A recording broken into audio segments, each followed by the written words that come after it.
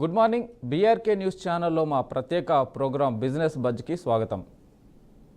మీరు చూస్తున్నది business buzz. భారతీయ stock market ప్రపంచ పరిణామాలు, ఈ వారం ముఖ్యంగా జరిగిన కథనాలు తదితర అంశాలపై విశ్లేషణతో మీ ముందుకు వచ్చాం. నేడు మనతో ఉన్నాడు మార్కెట్ నిపుణుడు, certified financial planner doctor Anil Kumar Bachu garu. Anil garu స్వాగతం అండి. గుడ్ మార్నింగ్ అండి. Good morning sir.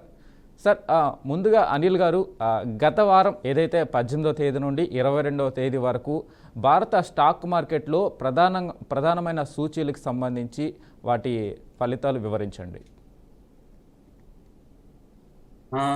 యాక్చువల్లీ ఏమైంది, మనము లాస్ట్ మంత్ చూసుకుంటే ఒక కంటిన్యూస్గా ఒక 6 వారాలు నెగిటివ్ తర్వాత ఇంతకుముందు వారము మళ్ళీ మొన్న 18 to 22 ఈ 2 వారాలు కొంచెం నెట్ పాజిటివ్గా క్లోజ్ అయ్యాయి.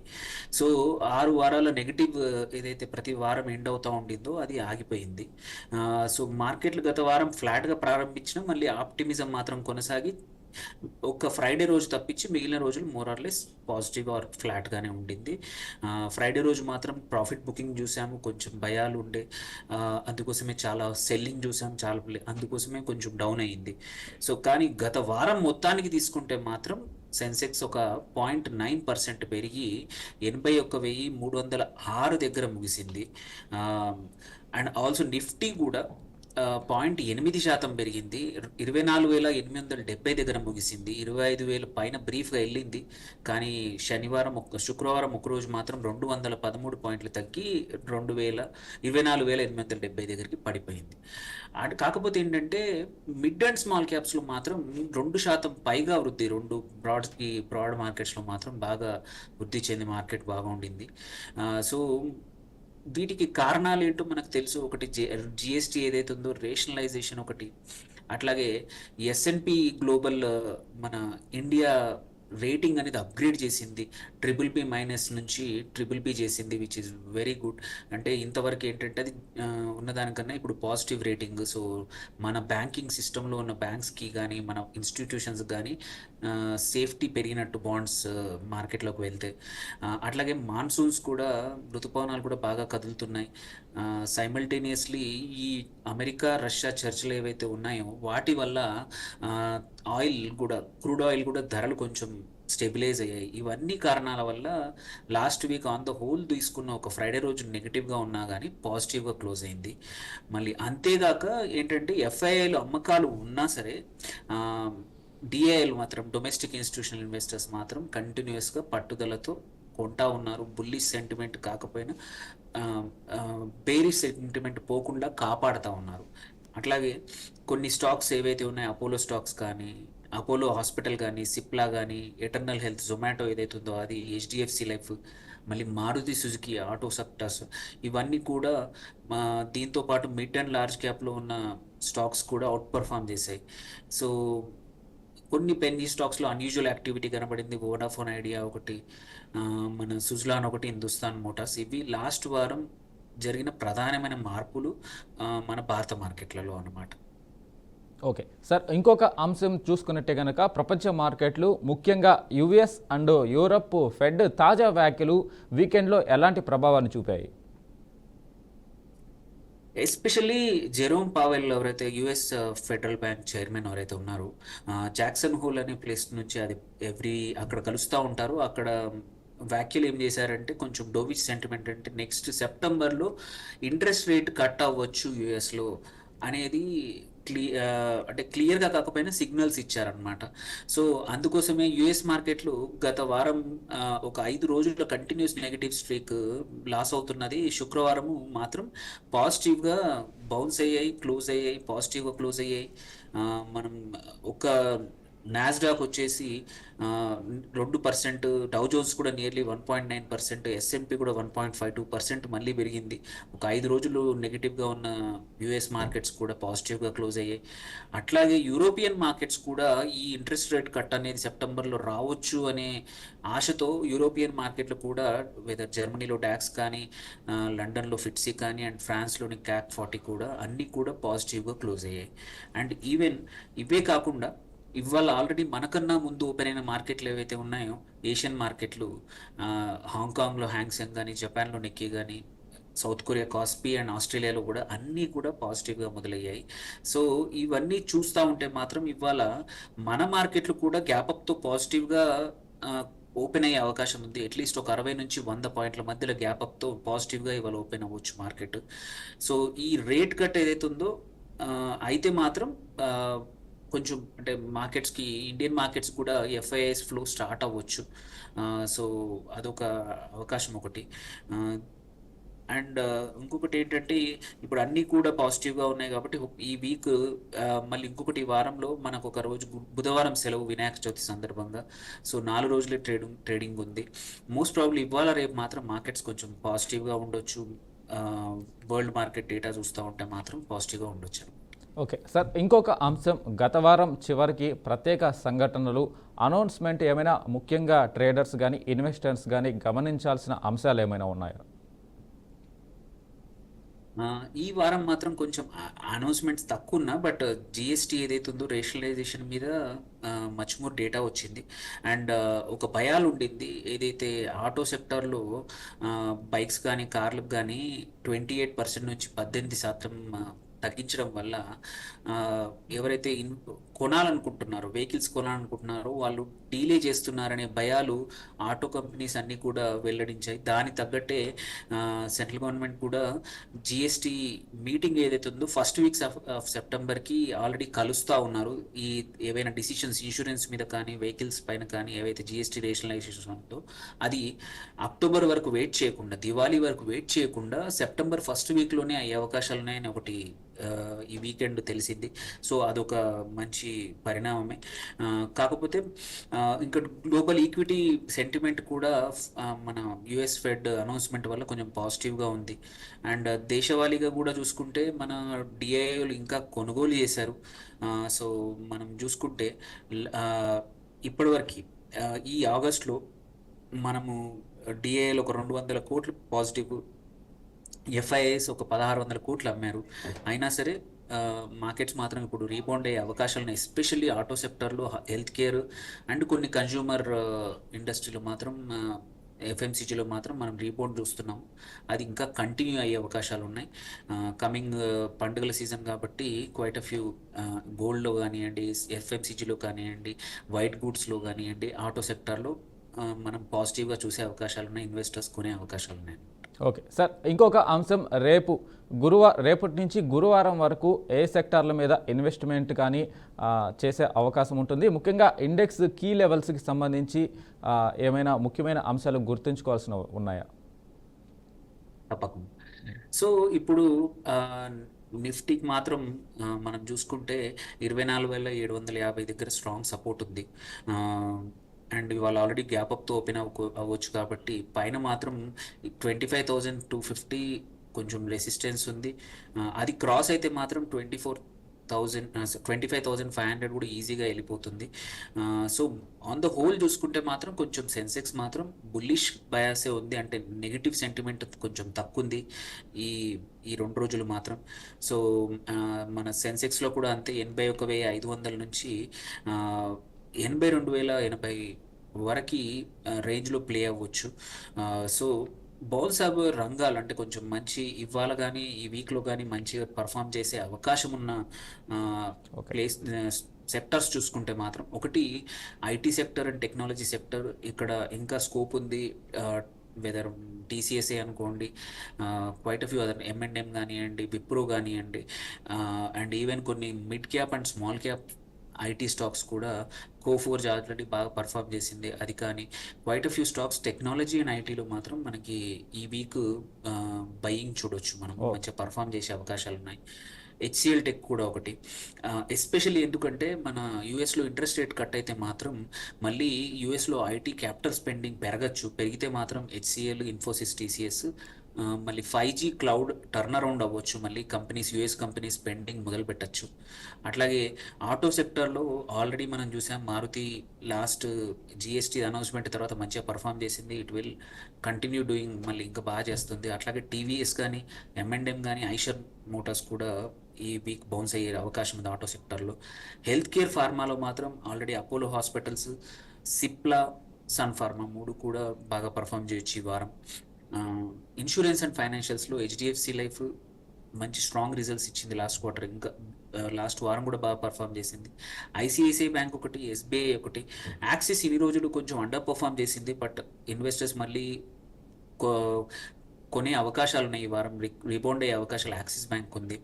అట్లాగే కన్జ్యూమర్ డ్యూరబుల్స్లో మాత్రం మనం చూసుకుంటే టైటాన్ కానీ, ట్రెంట్, అవెన్యూ సూపర్ మార్కెట్స్ ఏదైతే డీమార్ట్ ఉందో పేరెంట్ కంపెనీ, ఇవన్నీ కూడా స్ట్రాంగ్గా కనబడుతున్నాయి గోయింగ్ ఫార్వర్డ్. ఇది పండుగల సీజన్ కాబట్టి. అట్లాగే పవర్ అండ్ ఎనర్జీలో మాత్రం NTPC and Tata power looking good, రెండు కూడా. ఆ, ఇంకా మార్కెట్ కన్సాలిడేషన్ మాత్రం కొన్ని వాటిల్లో మాత్రం కంటిన్యూ అయ్యే అవకాశాలు ఉన్నాయి. ఆ, ఒక వీకెండ్లో ఇంకొక అనౌన్స్మెంట్ ఏంటంటే మజ్గావ్ డాక్ ఏదైతే ఉందో డిఫెన్స్ మళ్ళీ షిప్ బిల్డింగ్ కంపెనీ అనమాట ఇది. 70,000 కోట్ల సబ్మెరీన్ ప్రాజెక్టు ఒక జర్మన్ కంపెనీతో కలిపి కొలాబరేషన్ సెంట్రల్ గవర్నమెంట్ అప్రూవల్ ఇచ్చింది, పర్మిషన్ ఇచ్చింది. సో కొంచెం కరెక్ట్ అయిన స్టాక్ లాస్ట్ 6 months నుంచి. సో మళ్ళీ ఎంటర్ చేయడానికి ఒక స్ట్రాంగ్ లెవెల్స్లో ఇప్పుడు మజ్గావ్ డాక్ కనబడుతుంది. ఎవరైతే లాంగ్ టర్మ్ ఇన్వెస్ట్ చేద్దాం అనుకుంటే మాత్రం it is very good stock ను. ఓకే. అట్లాగే ట్రేడింగ్ మూమెంటం ఉన్న స్టాక్స్ చూసుకుంటే బిఎస్సి ఒకటి, డిక్సన్ ఒకటి, మహేంద్ర మహేంద్ర ఒకటి అండ్ వేదాంత ఈ వారంలో. ఓకే సార్, ఇంకా ఇంకొక అంశము లాంగ్ టర్మ్ ఇన్వెస్ట్మెంట్ చేసే వాళ్ళు కావచ్చు, బీటీఎస్టీ ట్రేడ్ చేసేవాళ్ళు, ఇంకా పెన్నీ స్టాక్స్ మీద ఇన్వెస్ట్ చేయాలనుకునే వాళ్ళు, వారికి కీ సిగ్నల్స్గా మీరు ఏం సూచిస్తారు? ఒకటి ఫస్ట్ ఆల్రెడీ లాస్ట్ వీక్ నేను చెప్పినట్టు, ఇంతకుముందు అన్నట్టు అన్యూజువల్గా పెన్నీ స్టాక్స్లో మాత్రం వోడాఫోన్ కానీ, వోడాఫోన్ ఐడియా ఏదైతే ఉందో దానికి సెంట్రల్ గవర్నమెంట్ మళ్ళీ హెల్ప్ చేస్తాను అని కొన్ని రూల్స్, కొన్ని అవకాశాలు ఉన్నాయి. పాజిటివ్ న్యూస్ వచ్చింది వోడాఫోన్ ఐడియాకి. వాళ్ళ ఏదైతే పేమెంట్ స్పెక్ట్రమ్కి పేమెంట్ కానీ అవన్నింటికి ఆల్రెడీ దొరకవచ్చు. అట్లాగే సుజ్లాన్ ఒకటి అండ్ హిందుస్థాన్ మోటార్, ఇవి మూడు కూడా లాస్ట్ వీక్ బాగా పర్ఫామ్ చేశాయి. సో వీటిని ఇన్వెస్టర్స్ ఎవరైతే రిస్క్ తీసుకోగలుగుతారో వాళ్ళు ఇంకా పెన్నీ స్టాక్స్లో, ఇట్లాంటి స్టాక్స్లో ఎంటర్ అయ్యే అవకాశాలు ఉన్నాయి. ఈ వారంలో కూడా వోడాఫోన్ ఇంకా స్ట్రాంగ్ కనబడుతుంది. హోప్ఫుల్లీ వాళ్ళు అనుకున్న సపోర్ట్ అంతా గవర్నమెంట్ నుంచి వాళ్ళు అన్నట్టు ప్లాన్ ఎగ్జిక్యూట్ చేస్తే మాత్రం అది రీబౌండ్ అయ్యే అవకాశాలు ఉన్నాయి. బట్ ఇది రిస్క్, పెన్నీ స్టాక్స్ ఎప్పుడు రిస్క్తో కూడుకున్నవే. సో ఇది ఒక రిస్క్ తీసుకోవచ్చు. సుజలాంగ్ కూడా స్ట్రాంగ్ ఆర్డర్ బుక్ ఉంది, రికవరీ కనబడతా ఉంది. బట్ సేమ్ కొంచెం రిస్కీ, ఆపరేషనల్లో ఎంత చేయగలుగుతారనేది మాత్రం ఆ రిస్క్ తీసుకోవాల్సిందే. Then coming to long term investors చూసుకుంటే మాత్రం ఇప్పుడు ఓవర్ వెయిట్ మాత్రం ఇంకా డిఫెన్సివ్ సెక్టర్స్ ఏవైతే ఉన్నాయో, ఫార్మా కానీ, ఎఫ్ఎంసీజీ కానీ, సెలెక్ట్ కొన్ని ఫైనాన్షియల్ సెక్టర్లు కానీ, వీటిల్లో ఇంకా ఓవర్ వెయిట్ ఉంటేనే మంచిది ఇప్పుడున్న పరిస్థితుల్లో. మీరు ఏవైతే ఎస్ఐపి స్కీమ్లు ఏవైతే మ్యూచువల్ ఫండ్స్లో కానీ ఆర్ స్టాక్స్లో కానీ వాడుతున్నారో వాటిని కంటిన్యూ చేయాల్సిన టైం ఇది. మార్కెట్ అప్స్ అండ్ డౌన్ అయినా సంబంధం లేకుండా చేయాల్సిన టైం. అట్లాగే ఈటీఎఫ్స్ కూడా కొన్ని ఏవైతే యూటీఏ కానీ, ఐసిఐసిఐ ఇండెక్స్, మన నిఫ్టీ 50 కానీ, ఇంకా ఎవరికైతే ఇండివిజువల్ స్టాక్స్ ఇష్టం లేదు అట్లాంటి వాళ్ళు వీటిలో ఇప్పుడు కూడా ఇన్వెస్ట్ చేసుకోవచ్చు, అక్యుములేట్ చేసుకోవచ్చు. It is good time only. ఎందుకంటే లో అండ్ అప్ అనేది ఇప్పుడు మనకి ఎవరికి చెప్పడం కష్టం మనం. అట్లాగే ఏవైతే క్వైట్ అ ఫ్యూ స్టాక్స్లో ఇప్పుడు ట్రేడింగ్ వాల్యూమ్స్ అనేది చాలా స్ట్రాంగ్ ఉంది. ఎవరైతే బీటీఎస్టీ చూస్తూ ఉన్నారో వాళ్ళకు మాత్రం లాస్ట్ వీక్ ఫ్రైడే రోజు చూసుకుంటే వోడాఫోన్ కానీ, సాజిలిటీ ఇండియా కానీ, ఆదిత్య బిర్లా ఫ్యాషన్, మళ్ళీ Ola electric, one of the high volume sudden shocker, అట్లాగే Zee entertainment and JM financials, ఇవన్నీ కూడా షార్ట్ టర్మ్కి బీటీఎస్టీకి స్కోప్ ఉన్న స్టాక్సే. అండ్ ఇంకొకటి గ్లోబల్ క్యూ కూడా చూసుకుంటే ఫెడ్ కానీ మళ్ళీ చైనా పాలసీ చేంజెస్ కూడా సెంటిమెంట్ను పాజిటివ్ సైడే ఉన్నాయి కాబట్టి అదొకటి. అండ్ లాస్ట్ వీక్ కొన్ని స్టాక్స్ ఏవైతే ఫ్రైడే రోజు మంచిగా పర్ఫామ్ చేసినవి స్టిల్ మూమెంటం ఉంది. ఎస్పెషల్లీ నెట్వర్క్ టెక్నాలజీస్ ఒకటి ఫ్రైడే రోజు నియర్లీ 12.4% పెరిగింది. అట్లాగే Aditya Birla fashion 7.4%, Godavari power 6.91, Zee entertainment 5.52. ఇవి ఇంకా మూమెంటం ఉన్న స్టాక్స్. కొంచెం జాగ్రత్తగా అంటే కొంచెం డౌన్ అయిన స్టాక్స్ ఫ్రైడే రోజు అయిన గాడ్ఫ్రే ఫిలిప్స్ కానీ, జేకే సిమెంట్ కానీ, ఇండియా సిమెంట్స్ కానీ, రామ్కో సిమెంట్స్ కానీ, ఎల్టీ ఫుడ్స్లో మాత్రం కొంచెం చూసి ఎంటర్ అవ్వడం బెటర్. సో దీంతో పాటు ఇవాళ కొన్ని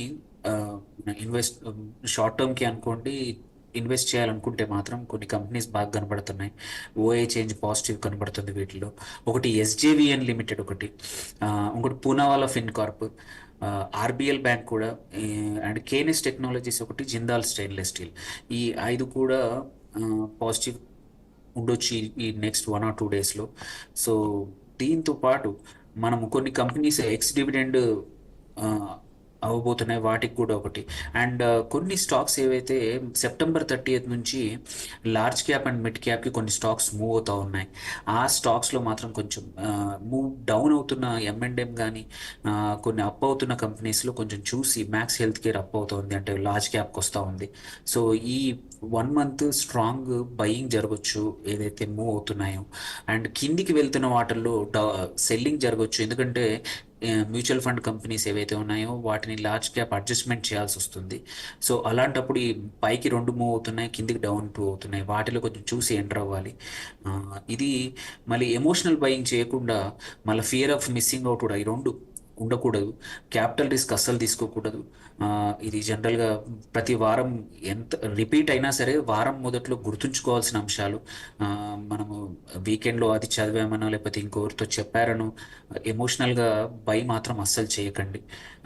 అట్ ద సేమ్ టైం ఎవరో ఏదో కొత్త సెక్టార్ బాగుంది, కొత్త స్టాక్ బాగుంది అని మాత్రం స్టడీ చేయకుండా, అస్సలు అంటే అందరూ ఏదో ఒక సెక్టార్లో పెడతా ఉన్నారు, బ్యాటరీస్ సెక్టార్లో పెడుతున్నారు, రెన్యూబుల్లో పెడుతున్నారు అని చెప్పి మనకు తెలియని, స్టడీ చేయని, ఏం సంబంధం లేని స్టాక్స్లో పెట్టి నష్టపోవద్దు. ఓకే సార్, ఇంకొక అంశం తీసుకుంటే ఎఫ్ఐఐస్ కొనుగోళ్లు అమ్మకాలు ఈ వారం ఎలా ఉండే అవకాశం ఉంది భారత మార్కెట్లో? సో ఎఫ్ఐఎస్, ఏ సో ఇప్పుడు మనం చూసుకుంటే మాత్రం ఎఫ్ఐఎస్ ఇంకా కూడా క్లియర్గా డైరెక్షన్ రావట్లేదు, బయింగ్ రావట్లేదు. ఎందుకంటే అమెరికాలో డేటా అనేది ఇంకా కన్ఫ్యూజన్ ఉంది. మొన్న ఫ్రైడే ఏదైతే యుఎస్ ఫెడ్ అనౌన్స్ చేశాక మాత్రం సెప్టెంబర్లో రేట్ కట్ అవుతుంది అని తను ఇండికేషన్స్ ఇచ్చారు. కాబట్టి ఇచ్చాక మాత్రం క్యాపిటల్ కొంచెం ఇంట్రెస్ట్ రేట్ తగ్గితే ఎమర్జింగ్ మార్కెట్స్కి వెళ్ళొచ్చు. ఎమర్జింగ్ మార్కెట్స్కి వెళ్తే మాత్రం అందులో MSCI ఎమర్జింగ్ మార్కెట్ ఇండెక్స్లో మన ఇండియన్ అలొకేషన్ వచ్చేసి 20% ఉంది. సో ఆ 20% మాత్రం మనకి ఎఫ్ఐఎస్ నుంచి బయింగ్ వస్తుంది. ఆ ఫ్రెష్ బయింగ్ వస్తే మాత్రం మార్కెట్స్ ఇంకా ఫాస్ట్గా మూవ్ అయ్యే అవకాశాలు ఉన్నాయి. ఇంకొకటి September 11th 12th వరకు ఈ ట్రంప్ టారిఫ్స్ ఉంటాయా? సో రేపు ఎల్లుండి నుంచి టారిఫ్ స్టార్ట్ అయినా కానీ ఈ రష్యా యుఎస్ చర్చలు, ఉక్రెయిన్ కూడా అందులో ఇన్వాల్వ్ అయ్యే అవకాశాలు ఉన్నాయి. కాబట్టి ఆ క్లారిటీ వస్తే మాత్రం మార్కెట్స్కి ఒక 3-4 నెలల బుల్లిష్ సెగ్మెంట్ రావచ్చు. సో అప్పుడు ఎఫ్ఐఐస్ కూడా పార్టిసిపేట్ చేయొచ్చు, నెట్ బయ్యర్స్ అవ్వచ్చు. ఇప్పటికీ ఎఫ్ఐఐస్ కొంటా ఉన్నారు, but at the same time ఏవైతే Q1 రిజల్ట్స్ సరిగ్గా ఇవ్వని కంపెనీస్, గైడెన్స్ సరిగ్గా లేని కంపెనీస్లో ఎగ్జిట్ అయ్యి ఏవైతే మంచిగా ఇచ్చాయో వాటిలో ఎంటర్ అవుతున్నారు. సో ఎఫ్ఐఐ క్యాపిటల్ కొంచెమే బయటకు వెళ్తూ ఉంది, బట్ కొనడం మాత్రం వాళ్ళు చేస్తూనే ఉన్నారు. డొమెస్టిక్ ఇన్స్టిట్యూషనల్ ఇన్వెస్టర్స్ కూడా ఏవైతే చీప్గా ఉన్నాయో వాటిని చూస్తూ ఉన్నారు. సెక్టర్స్ ఏవైతే Q1 రిజల్ట్స్ మోరల్లెస్ చివరికి వచ్చేసాయి, అన్ని కంపెనీస్ అనౌన్స్ చేసాయి. సో ఎక్కడైతే బాగా రిజల్ట్స్ వచ్చాయో వాటిలో బయింగ్ జరుగుతూ ఉంది కంటిన్యూస్గా.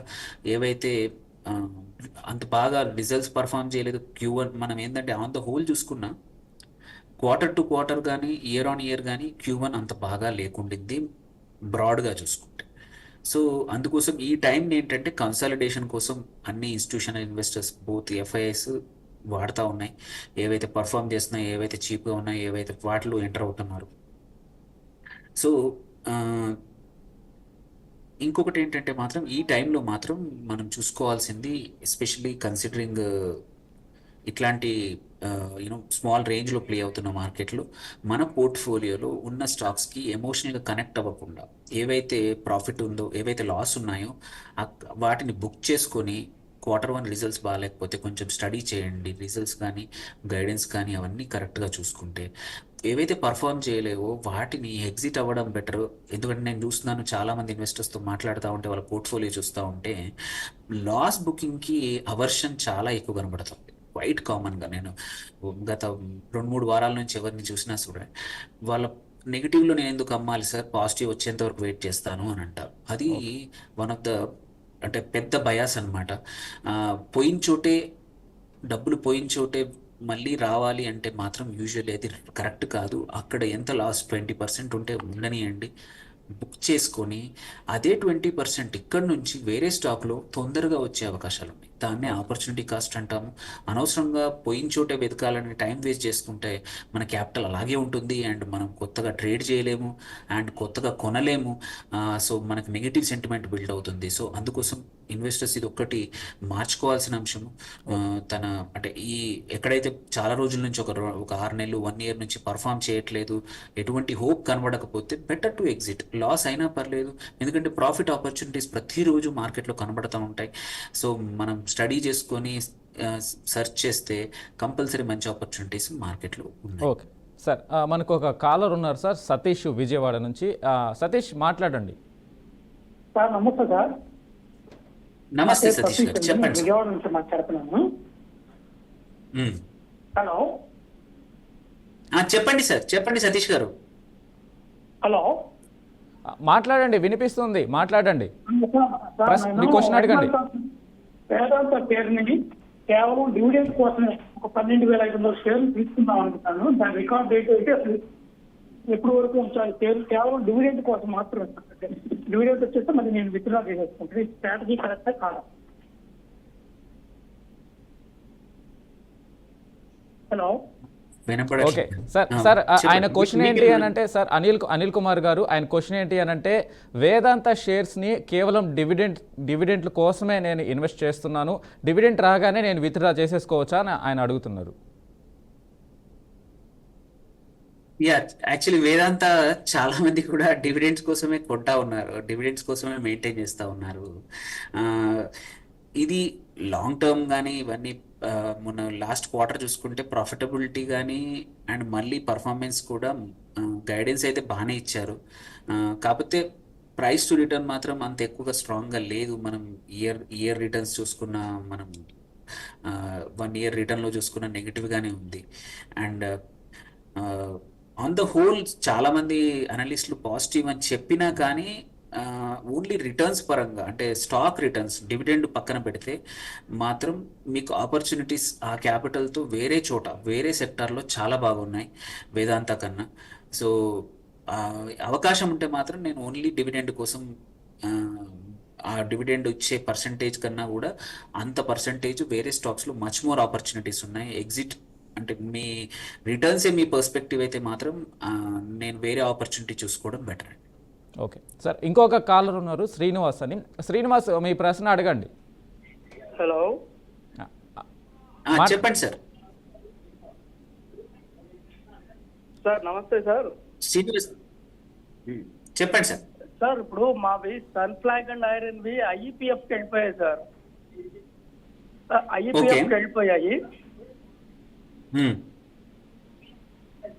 అది మేము January 2024లో వాళ్ళు అడిగిన రిక్వైర్డ్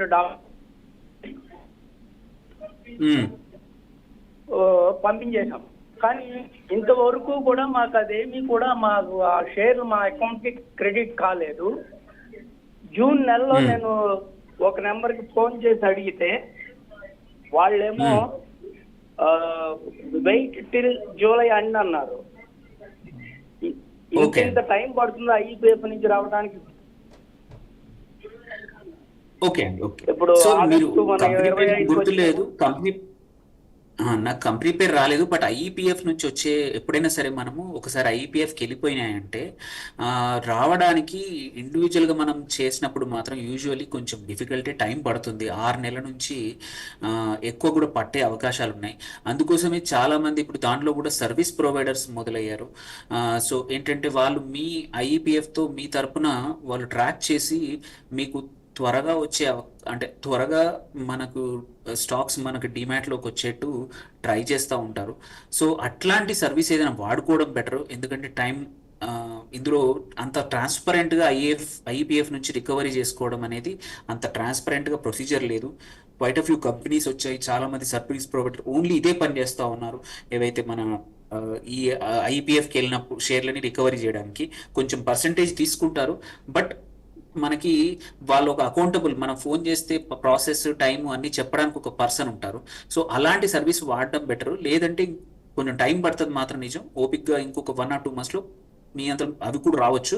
బట్ ఎవరికైనా సరే వేరే వాళ్ళకు కూడా ఐఈపీఎఫ్ సర్వీస్ చేయడానికి చాలామంది మొదలయ్యారు.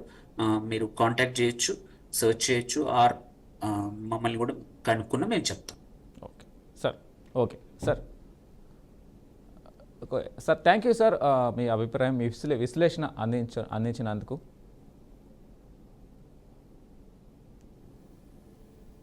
సో ఇది ఇవాల్టి business buzz. Keep watching BRK news.